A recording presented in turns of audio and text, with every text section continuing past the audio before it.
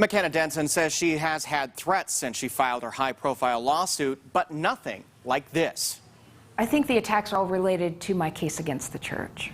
My life is pretty normal beside that. I don't have enemies that would try to kill me, poison me, torch my car. McKenna Denson is disclosing a series of incidents she says happened to her earlier this year. That somebody came into my home and put Drano in my orange juice. Denson says she was hospitalized for it. Then a few days later, someone set my car on fire in my driveway. About a week later, she says this happened. There was a man by my fence in my front yard, and he had a hoodie and a sweatshirt.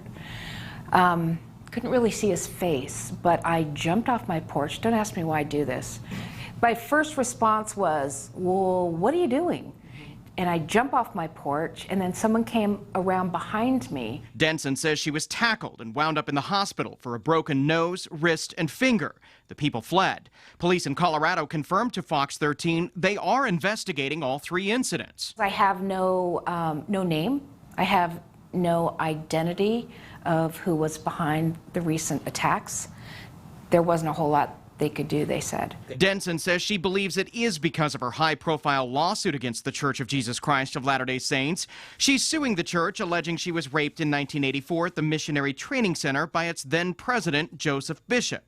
Denson accuses the church of covering up other instances of misconduct by Bishop.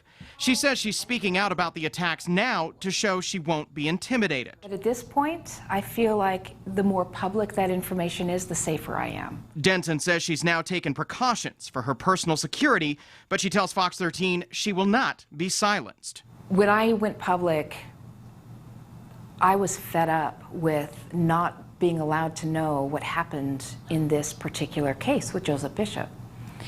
And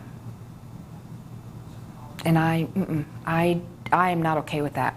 I'm not okay with the church covering up sexual abuse, covering up rape, protecting their name above survivors. I'm not okay with the pain and the shame that survivors and victims suffer.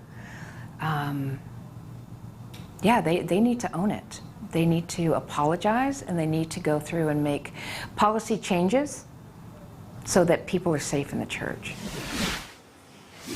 Again, police confirmed they are investigating, but without suspects, there is not really much to go on. A federal judge this week ordered the LDS Church to disclose to Denson's attorney the names of anyone it may know of who has accused Joseph Bishop of sexual misconduct. Her case is scheduled to go to trial next year. Live in studio, Ben Winslow, Fox 13 News, Utah.